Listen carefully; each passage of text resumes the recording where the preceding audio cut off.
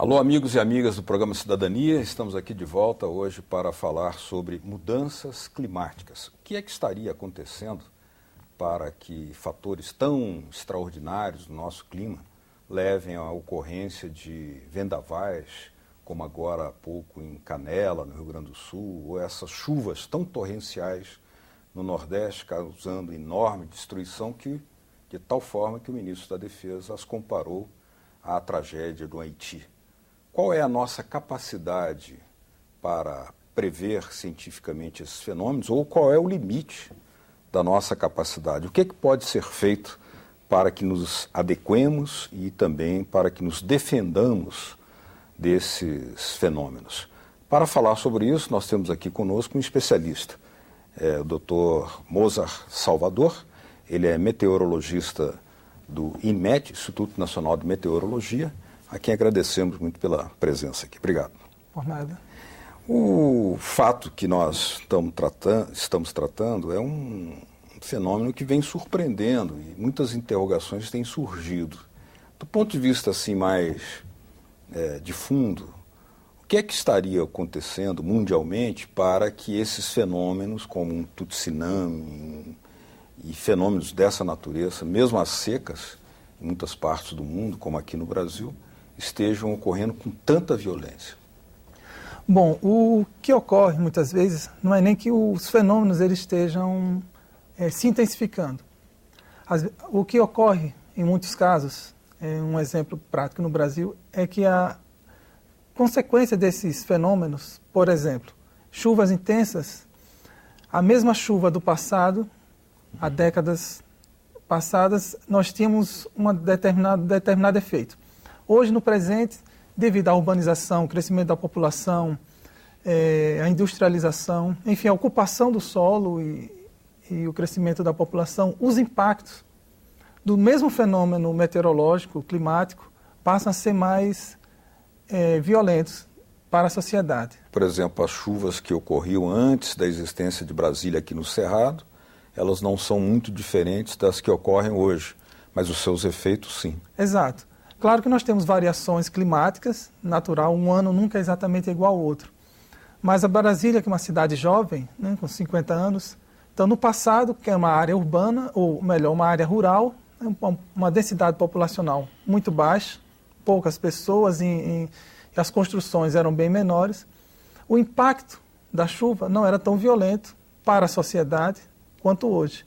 Hoje, uma mesma quantidade de chuva, vamos supor, 50 milímetros de chuva em um dia, hoje em Brasília, causa um transtorno enorme. Nós temos aí as tesourinhas que são alagadas, garagens de edifícios são alagados, algumas casas também são danificadas por uma mesma quantidade de chuva que no passado não causava tanto impacto. Nós vimos recentemente casos no Rio de Janeiro e em outras cidades, casas sendo caindo do morro, havendo desabamento. Ali é uma questão de ocupação irregular urbana. Então, não é que a chuva naquele momento ela passou a ser mais forte e causou aquele impacto. Ou uma política urbana que jogou essa população para regiões inapropriadas. Exato. Às vezes se permite que se utilizem áreas que são áreas de risco e durante algum tempo, às vezes as chuvas intensas elas têm alguns ciclos. Nós podemos passar aí 10 anos sem chuvas muito intensas, mas bem distribuídas ao longo dos dias, nos períodos chuvosos, e voltar a períodos em que as chuvas são mais intensas.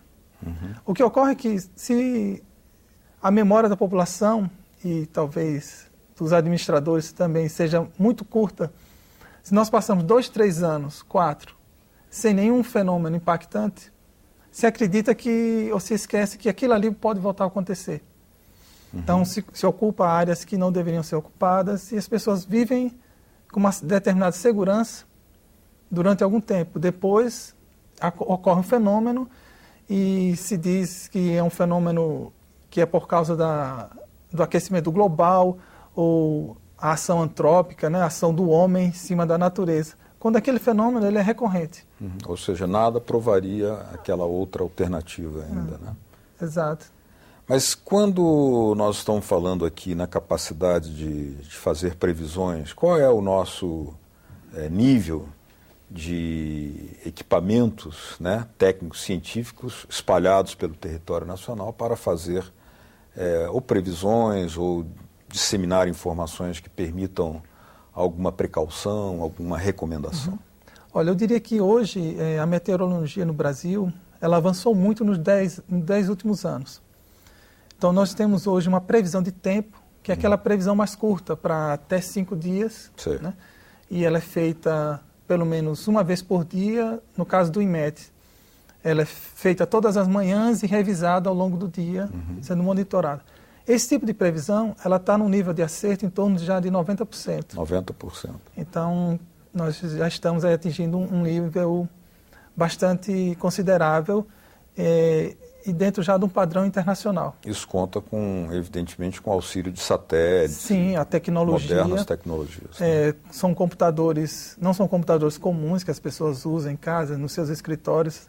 É um tipo de máquina bem mais sofisticada, uma capacidade de processamento bem mais robusta para dar conta dessa simulação, que nada mais, nada menos que o que esses computadores fazem é simular o que poderia acontecer na atmosfera, né, no ar, no movimento das chuvas, dos ventos, nas próximas horas, né, até 72 horas.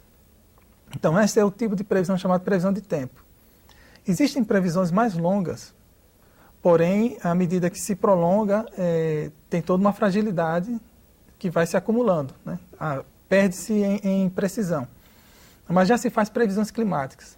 Por exemplo, o INMET, em parceria com o CPTEC, que é um centro de previsão climática ligado ao INPE, lá em São José dos Campos, em parceria com o CPTEC e também com a participação de alguns centros estaduais, nós fazemos mensalmente um prognóstico mensal, um prognóstico trimestral para a chuva, para todo o território brasileiro. Essa previsão é uma previsão muito genérica, é apenas para dar uma noção da média do que poderá ocorrer no clima nos próximos 3 meses. Então, todo mês nós nos reunimos via internet e fazemos essa discussão climática que nós chamamos e lançamos uma previsão com probabilidade.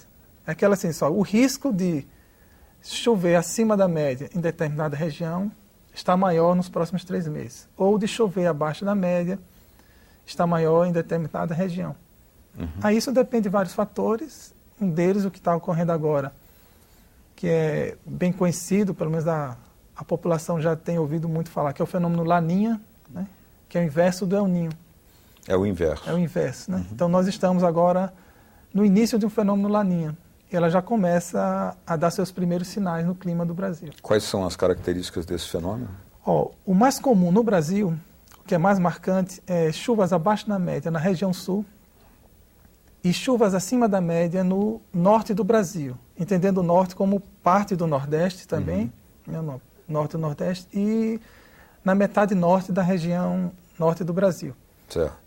Como o Nordeste agora está no período seco, então esse fenômeno não está agindo, não faz tanta diferença.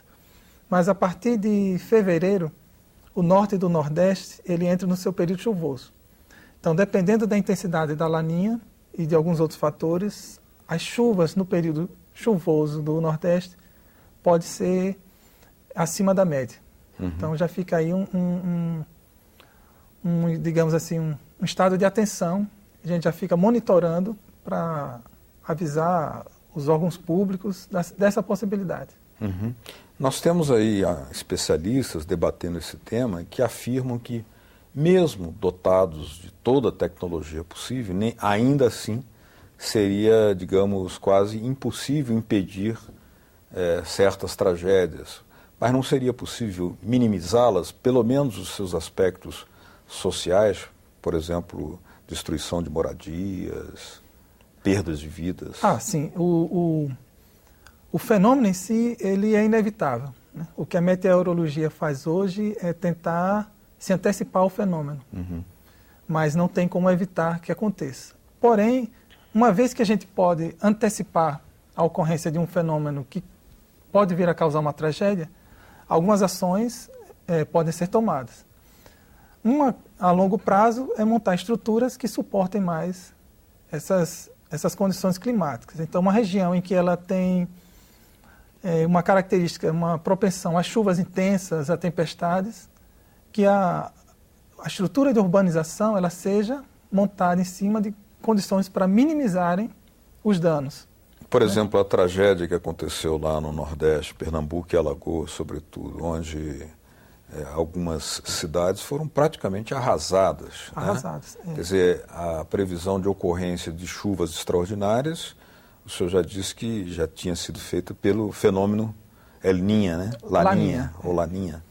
No caso do Nordeste, como ele foi no início ainda do fenômeno Laninha, ele ainda não estava atuando como causador ainda do aumento de chuvas no Nordeste.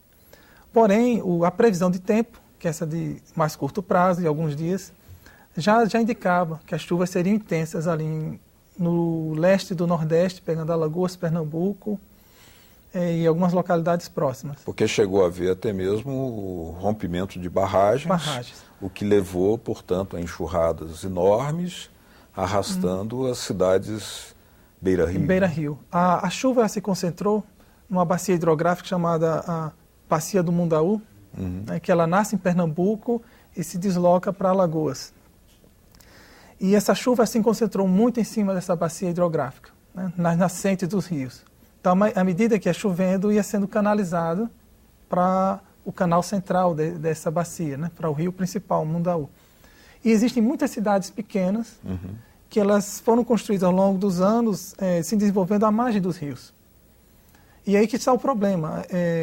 Passa-se, como eu estava falando, alguns anos, algumas décadas, em que a chuva não é tão intensa e o rio não se eleva tanto.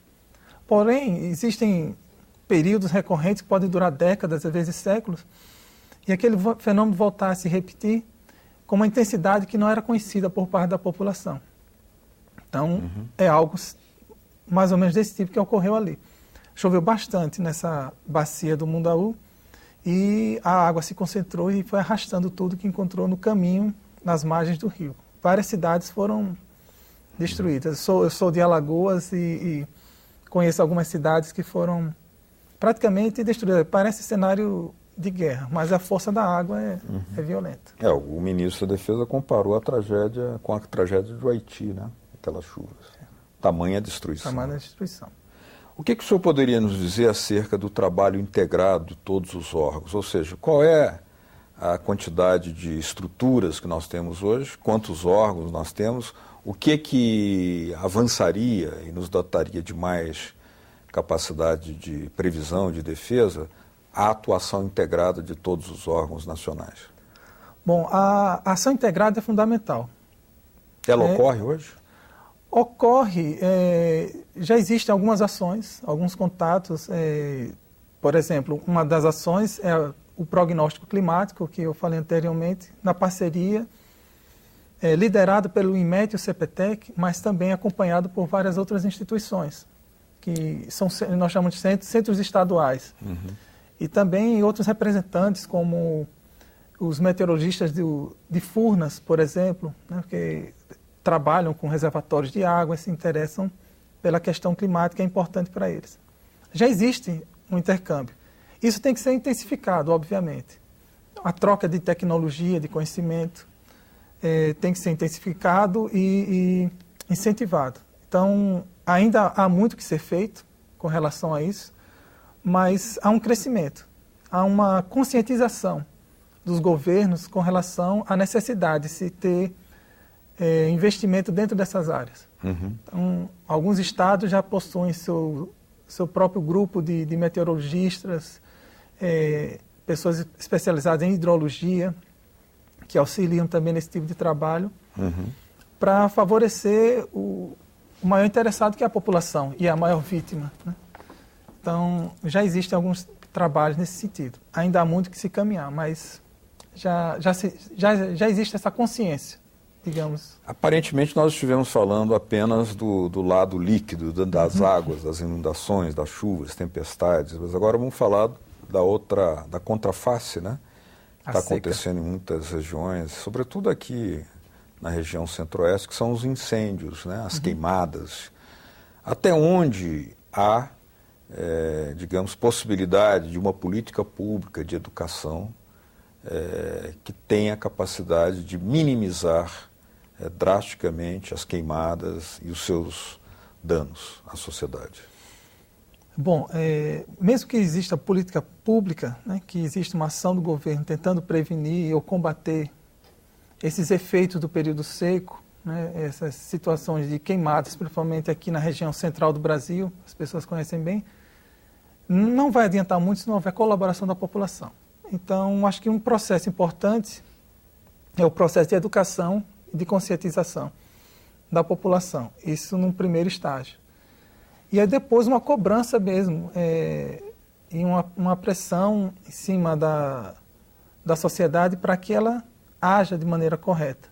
O indivíduo que ele junta um lixo numa época seca e resolve tocar fogo naquele lixo ali numa área de cerrado, uma vez que ele tem a informação, que ele foi orientado, que houve uma campanha, e mesmo assim ele tem uma atitude como essa, ele deixa de ter uma atitude de desconhecimento e passa a ter uma atitude de irresponsabilidade. Então isso aí também tem que ser fiscalizado e até mesmo punido, eu não sei judicialmente como seria feito isso. Mas tem que ter um processo de educação da população, ação por parte do governo para que haja essa conscientização, essa educação, e depois cobrar a contrapartida da sociedade.